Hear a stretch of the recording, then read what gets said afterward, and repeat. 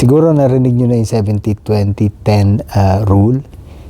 Yung 10% yung classroom training or tutorials, 20% peer-to-peer mentoring, at yung 70% ay yung actual work experience. So makikita nyo talaga doon yung distribution, 70% ng learning ay makukuha talaga through on-the-job experience or work experience. Kaya hanggat maaari, huwag kayo mag-stick dun sa 10% lang. Madalas yun yung sinasabi nila na tutorial hell. Kung alam niyo yung tinatawag na T-learner or yung letter T, meron kang shallow and wide, tapos meron kang narrow and deep.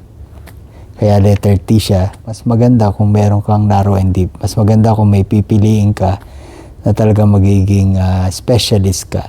Dahil madalas nandun yung magandang kita.